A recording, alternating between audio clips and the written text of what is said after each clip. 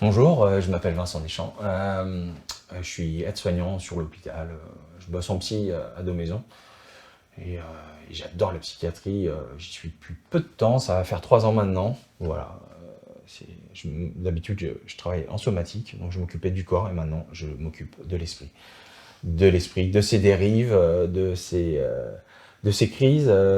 Et franchement, je pensais que c'était le parent pauvre du soin et je me rends compte qu'il n'en est rien. Je pense qu'on a pas mal de moyens et des personnes très compétentes qui y bossent. Et franchement, je regrette de ne pas y avoir été plus tôt, quoi, parce que je m'y sens bien, quoi. Et donc, je suis rentré, enfin, je suis rentré, d'ailleurs, je sais pas si je suis rentré, mais par le biais des réseaux, hein, parce qu'aujourd'hui tout est réseau, j'ai vu les vidéos que Fabien produisait avec Cyril, donc c'était en 2019.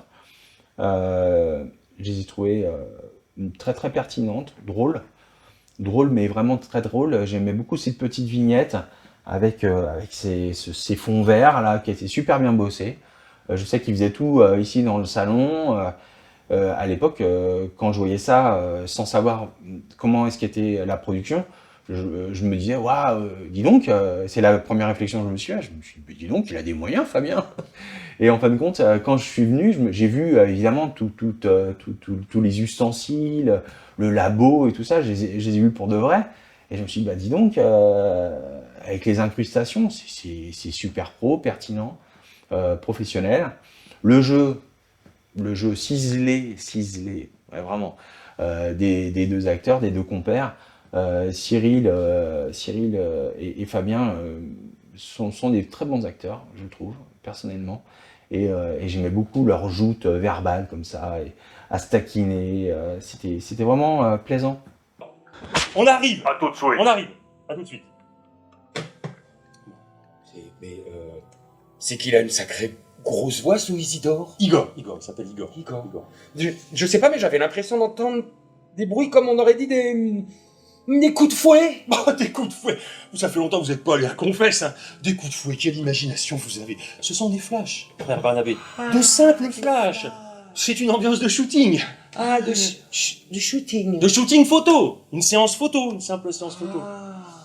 Et du coup, on est redevenu proches parce qu'on s'était un petit peu éloigné, on s'était un peu perdu de vue par le biais de Saint-Sulpice et puis voilà, de félicitations parce que je pense réellement que le projet il est porteur. De félicitations, on a continué de discuter. Et puis j'ai fini par un jour, en revenant d'une nuit de travail. À l'époque, je bossais à la polyclinique, je crois. Et enfin, bref, sur le chemin du retour, j'ai vu la cathédrale en feu. Donc là, c'était vraiment. Enfin, quand on est vraiment témoin de ça, on a l'impression que c'est un film. Vraiment, j'ai l'impression d'être dans une production américaine. C'était tellement, déjà, c'était stupéfiant. La stupéfaction, hein, là, tu restes, t'es complètement interdit devant cette espèce de cataclysme. On a du mal à réaliser que ça se passe vraiment. J'étais en transport en commun, je suis carrément descendu du bus. Et je suis resté là, interdit, devant la cathédrale en feu. Les pompiers arrivaient. Donc très vite, ils sont allés, ils sont rentrés dedans. Enfin, je suis vraiment arrivé au moment où la cathédrale, on voyait le vitrail central là, qui était perforé déjà, et les flammes qui venaient lécher la façade de la cathédrale. Et les pompiers qui étaient en train de réfléchir à la façon dont ils allaient rentrer dans le bâtiment. Enfin, c'était absolument stupéfiant. Devant cette stupéfaction, j'ai tout de suite pensé à Fabien. C'est venu comme ça, pap. Et je me suis dit, faut que je l'appelle, faut qu'il voit ça, absolument. Ça pouvait être un matériau pour Saint-Sulpice, pour quelque chose, parce que là, vraiment, clairement, il y avait de la matière. Donc, je l'ai appelé. Lui a de suite sauté dans sa voiture et il est venu de rechef sur les lieux. Et donc, de fil en aiguille, il y a un journaliste de M6 qui, voyant un ecclésiaste, vu qu'il était habillé en Père Daniel, il n'a pas hésité à l'interviewer. De cette interview de M6, ensuite, ça a fait une espèce de traînée de poudre ou de mini-incendie aussi, parce que sur les réseaux, ça y allait fort, quoi, jusqu'à ce que Valeurs Actuelles prennent le relais de cet événement. Comme quoi, oui, comment c'est possible, de quel ordre il est, enfin, c'était assez cocasse comme situation, parce que évidemment, Fabien, il fait partie d'aucune congrégation, mais voilà, en tant que citoyen, il a aussi le droit, évidemment, de réagir. Devant l'édifice vieux de 500 ans, habitants et croyants assistent médusés à la scène. Ces images sont quand même marquantes et un peu affolantes pour nous. J'ai vu la fumée en passant, je me suis dit non, c'est pas possible, quoi. Fabien avait besoin d'un facteur pour une des scènes, voilà, de réception de courrier, et puis du coup, il m'a incorporé dans cette fête d'anniversaire. J'ai des courriers pour vous. Oui. Cette fois-ci, ça vient pas du Vatican. Ah, tant mieux. Tant mieux, parce que le Vatican, de toute façon. En parlant du Vatican, Oui. le colis que je vous ai donné l'autre jour Oui. pour Frère Barnabé, j'espère que vous l'avez pas ouvert. Bah, comment ça, quoi? Comment ça? Oui, mais enfin non, pourquoi? Vous êtes pas au courant? Vous n'avez pas écouté les nouvelles? Au courant de quoi? Il y a un variant du Vatican. Un variant du Vatican. Oui.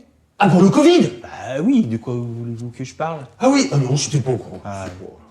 C'était cool, on a passé un bon après-midi.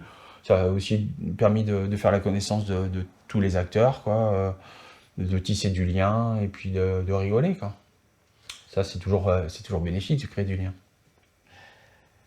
C'est pas inconvenant. Ça se fait. Dieu pardonne tout. Du moment qu'on s'adresse à lui. On doit manger de la génoise, là? Oui. Manger avec nous, Rachid. Je vais partager ce moment de joie et Ensuite, Fabien m'a ressollicité, puisque je pense que dans son envie, il avait le dessein de faire en sorte que le facteur ait un rôle un peu plus prépondérant. Et puis voilà, moi j'étais libre, donc je suis parti dans l'aventure. On a fait des tours avec un vrai vélo qu'on est allé chercher à la poste, un vélo électrique. Alors on a sillonné les rues de Nantes comme ça, moi habillé en facteur des années 60, facilement reconnaissable. Les gens, je pense qu'ils devaient se dire que j'étais une espèce de facteur iconoclaste. Ouais, c'était rigolo. Après, il y a eu les scènes d'appartement, du bain également. Avec mon peignoir, là, je me retrouve à boire dans ce magnifique appartement, faire du vélo, la scène avec le drone. C'était très fun à tourner tout ça. Et puis voilà, quoi, ça se fait toujours dans la bonne ambiance.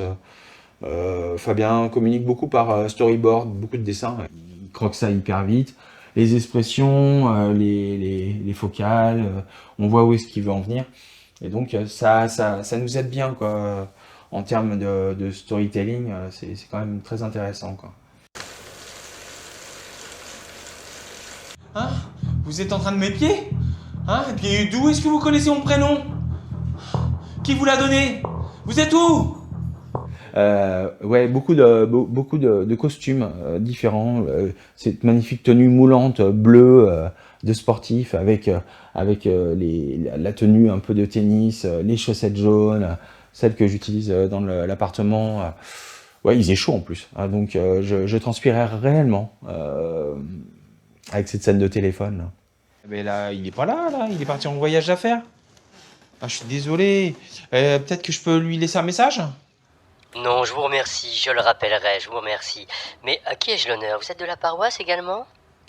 Ah non, je suis un ami de Père Daniel. Je viens ici, à l'appartement, m'occuper d'arroser les plantes, surveiller la cathédrale, voilà. Mais dites-moi en plus, là, coach sportif, ça m'a toujours interrogé cette profession. Ça consiste en quoi? Ah bah écoutez, tout le monde n'a pas la possibilité d'aller à la salle de sport, et puis parfois on préfère s'entraîner avec un coach, ça motive un peu plus. Ah ouais, s'il faut avoir besoin d'un coach, moi j'en ai pas besoin, hein. Je fais mon sport à la maison et je peux vous dire, je suis affûté, mais vraiment, vraiment, vraiment super affûté. Pourtant, vous avez l'air bien essoufflé et bien transpirant malgré votre petit brumisateur. Et comment vous savez que j'ai un brumisateur? Avec Fabien, on discutait pas mal de ce qui se passait. J'étais au courant qu'il continuait à faire des images, et puis par sa compagne, j'étais mis au courant qu'il s'est fait, voilà, il avait été victime d'une agression. Et moi, je pensais que le projet allait s'arrêter, quoi, avorter malheureusement, quoi. Et il n'en fut rien, quoi. Il a continué de bosser dessus. Malgré le trauma, et je pense que justement le fait d'avoir ce traumatisme-là a été une espèce d'exercice et d'élément déclencheur pour utiliser ce trauma et le mettre à profit dans le récit. D'ailleurs, on voit les scènes où clairement, voilà, il y a des scènes qui sont assez trash, hein. Moi, quand j'ai vu les images, je me suis dit, décidément, il s'est pas raté, quoi. Sans concession, où on le voit perdre ses dents après la baston avec les hommes chèvres. Ouais, c'était quand même assez violent, quoi.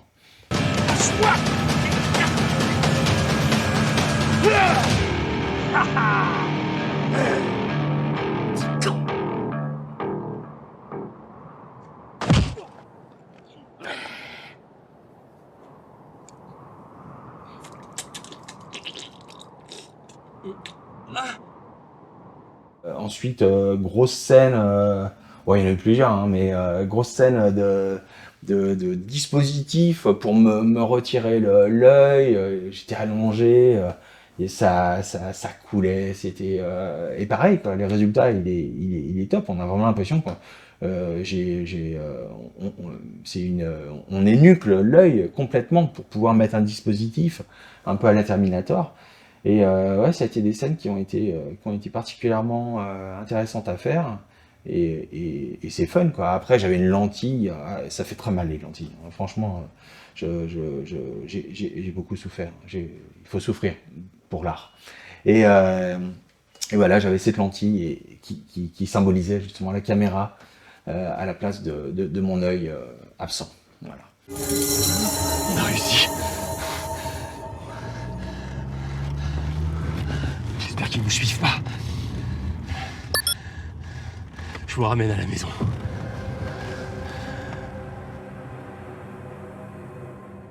Non, c'était... on donne de soi, et puis après on voit le résultat. Et ce qui est marrant, c'est que on n'imagine jamais que les images vont être aussi pertinentes et aussi pro, quoi. Parce que là, le matériel, clairement, c'est pas de l'amateurisme. Et ça rend vraiment bien, les contrastes, la lumière, tout ça, c'est top, quoi. Avec le montage, gros boulot de montage évidemment en post-prod. Le travail avec le drone, ça c'était impressionnant, quoi. Parce qu'on voyait bien que voilà, j'étais poursuivi dans l'appartement, et ça marche, c'est super efficient, quoi. Donc ouais, dans le récit, tout ça colle bien, quoi. Bon, c'était cool, quoi. C'était cool à faire.